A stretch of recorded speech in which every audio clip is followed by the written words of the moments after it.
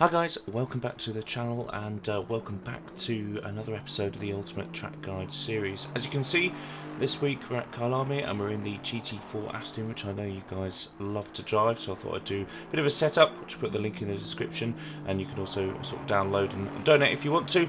We're going to be diving really in depth into how to go around this track quickly in GT4. It's slightly different from GT3. There's different ways of taking curves and a few things.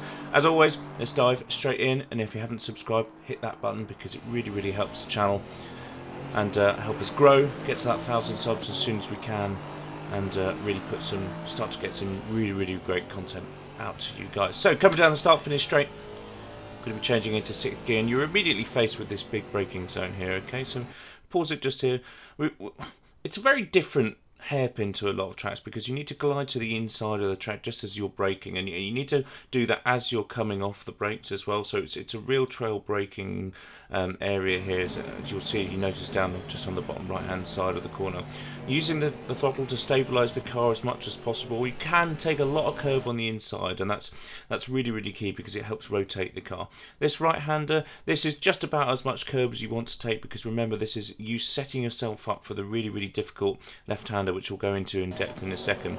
You don't want to be taking more than that, as it'll unsettle a car. Now look, I've paused it just here because this is where I've just started to turn my full angle that here, and I can't even see the apex of the corner, so you really need to get used to this position on the track. And in GT4 it's very different from GT3, where in GT3 you can concentrate on taking more speed through this corner. So actually the cars can pull, use the aerodynamics, can pull out a lot better, but in GT4 it's concentrating on the exit here, so you're taking a wider line in, a little braking as possible early on the power, and it's really smooth. You've got a lot of runoff. It's a little bit bumpy, but the GT4 cars can take that. So actually, I think it's worth taking another quick look at that again. So setting up nicely. Look at the attack angle. We're almost making this corner a wider arc. We're turning left or right earlier to make that left hander longer. A lot of people cut in on the left hand side here, and while it may gain you, a quarter of a tenth initially, it's going to lose you a lot of time to actually make the left hand corner tighter than it needs to be, and more difficult as well. If you turn in from a far enough right hand position, it actually straightens the braking, which makes it easier, and then enables you to see that apex earlier and get a better straighter run all the way up this straight, and you're going to gain time all the way here up until the next right hander. So really key area of the track, and really key difference between GT4 and GT3. By the way, if you haven't seen that GT3 lap, I'll put a link up above and in the description as well to check out that. It's in the Audi R8, which obviously is really quick round here, and it's in cool conditions in a time trial. So again, let's take a look at that first section. You're going to be braking on the 100-meter board on the right hand side. You'll be braking really hard initially and then trailing off the brakes as you start to glide to the inside of the corner. On the curb on the inside, full power as soon as you can. Make sure you come over to the left hand side of the track to set yourself nicely up. All the way over to the right hand side, little dab of the brakes. Make sure you're on the power nice and gently, sort of 3/4 of the way, until you feel that grip of the back end biting, and then you can go full throttle up the straight. And I know you guys love this view, so let's take another look at this, and you'll see what I mean by gliding to the inside of the track here. So we hit the brakes, we're not actually turning in later, it's not a late apex corner, just gliding to the middle of the track just to save that little bit of time. And again, this is this arc I'm talking about. Turning left, we're still turning left. It's a very long corner rather than treating it as two separate corners, which is, again, like I said, a real key difference to driving around here in GT3. You're immediately faced with this long right-hander, which is really difficult. Okay, so you're using this little kink in the curb on the left-hand side as your braking point, but also as your turn-in point in GT4. So you need to turn in nice and early. You need to let the front of the car bite. Hopefully the damping and the suspension setup enables you to make this without understeering off. It's really key, and one of the sort of difficult setup areas of this track. And you're immediately faced with, when do I put down the power? How do I know I'm going to make the corner?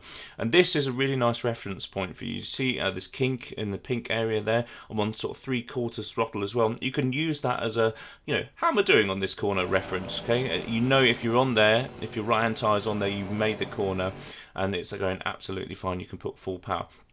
immediately faced with this left-hander, and again we're sort of braking left, we're turning left into this braking zone, so we want to put our left tyre somewhere on that pink dot there, and you're going to be braking while turning again, which is slightly frustrating. And remember, the inside curb on this corner is extremely bumpy. You can take it, don't get me wrong, especially in GT4, but in my opinion you can carry more speed if you don't go too much on the curb on the inside, because you've got a lot of runoff on the outside, which I'll show you. I actually do run pretty wide here, which is potentially a little bit too wide. I get a bit of grasp, but you can carry more speed by going a little bit wider, braking slightly later, just smoothing out that corner in the traditional sense. So we're early on the power, that half throttle, and as soon as we know we're through, and actually this is probably as much wide as you want to go, because obviously we've got that gravel trap on the right hand side, but just to give you an indication of, it doesn't lose you speed going over here, especially in GT4, because it can cope with the bumps. Again, pretty standard braking point at the beginning of this curve, but we really do not press the brakes much, okay? It's just a tiny dab. We're doing 97 miles an hour right now. Small dab of the brakes, and we pause it on the apex here. We've only scrubbed off 13 miles an hour, right? So it's a barely touch the brakes. It's just to get the weight on the front of the nose so we can get the turn in. Remember to avoid the curbs, not quite as much. Again, there's a bit of a theme here as you do in GT3, but you definitely can't ramp up over these curves, as you're going to unsettle the car, and depending on how your bump and rebound damping is set up, it's going to really let you, you're going to struggle to get around this right hander. Just let off the power completely. You don't need to touch the brakes, as we lose too much momentum as we start to go back up the hill. Aim for the black markings on the curb on the right hand side as well. It's really key. They almost grab the front of the car and pull it round the right hander, and then again, traditionally I set my cars up with a little bit more preload differential round here, so we're going to be able to use the diff to turn the back end of the car, and hopefully, especially in GT4, you should get a smoother exit round here. You don't carry quite as much speed as in GT3, so remember there is some runoff area, but you know, we don't use too much of it here. There's a nice bump on the exit there as well. So that's it's worth looking at that one again in slow-mo, I think, because it is a corner that a lot of people struggle with. So barely tapping the brakes, just a quick dab on to get the weight on the nose so we can turn in. Let off the throttle completely, and as soon as we feel that we're on that curb on the right hand side, we're back on full power, because we've got that diff set up to push the back end of the car around. We're away and up to the next hand corner, which I know is one that everyone struggles with. So we'll spend some time, and I am right there with you. Where do I brake? I go over the top of the crest, and you know, it's different every lap. How do I get on with this? I agree with you. So I've tried to come up with, I've paused it here, which is when I'm on full brakes, and the first thing we need to notice is in this pink marker at the beginning of the red and white curves on the right hand side, you know, as soon as you see that curve, you need to be on full brakes. And actually, I think the problem here with this corner, with a lot of people driving, is, including my own, is that they don't keep the steering straight while they're braking, and it's that age-old problem. Actually, it's not the braking that's the issue; it's the steering that's the problem and the challenge around here. So to get it more consistent, you need to brake in a straighter line, and I can't emphasize that as you know, more than I'm saying right now, because as soon as I figured this out, this corner has become a lot easier for me because it's more consistent. You can brake at a similar time, and it's easier to adjust for different conditions, which is obviously what you're doing in ACC a lot. So brake in a straight line, down into second gear, get the nose in a little bit later than you think you should, and on the power immediately. Especially in GT4, there's a whole host of grip in these cars. They don't have the power to oversteer really coming out there, so you're on full power as early as you can. Obviously you're not just stamping on the throttle, because that's not how we do things in ACC, but it's really worth just bearing that in mind. So let's look at it again, using a kink on the curb to brake and turn in, using the one on the inside as a bit of a reference point to, you know, how am I doing around this corner? Can I go full power now? There's a lot of room on the outside. Flick over to the right hand side of the track, turn in a little bit later than you think you should here. There's again a lot of room on the outside. It's bumpy, but the cars can cope with it. Dab of the brakes, lift off the throttle, just glide the car around. As soon as you feel it bite on that curb on the right hand side, you're full power. You can use as much of the track as you want on the outside, although it does, you do get penalty if you go too far. Brake in a straight line up here, make it nice and consistent. Turn in really later than you think. If you glide in and take too much curb on the inside, you're going to lose a bit of time on the exit, and away you are. Simples. Hey, let's look at it from above, because it's a really good indicator around here of what the car does when you put the power down, especially when the diff's set up like this. You could ramp all the way over that curb on the left hand side, flick it over to the right. You can see where a lot of cars take a lot of that curb on the inside, but it's too bumpy for me, and I urge you just to take caution with that one. Again, aiming for the black markers through here. Just that small phase in the middle of the corner where you're not on any power and you're just waiting for the front end to bite. That's the key phase in that corner. And again, straight braking. You're just gliding to the middle of the track like we did on the first corner, and then as soon as you're on that apex, it's a late turn in and you're on the power just as you're starting to straighten up the steering. Away into a very technical final section. This is a flat left in pretty much any conditions in GT4. And again, you're faced with this black marker braking zone, which is really nice when the track's nice and rubbered in and optimum. We're just going to brake slightly to the left of it, and you're going to put your left tyre somewhere on this pink marker here. It just widens the entry for the corner for me, and I feel like it's a bit more comfortable to get the nose in.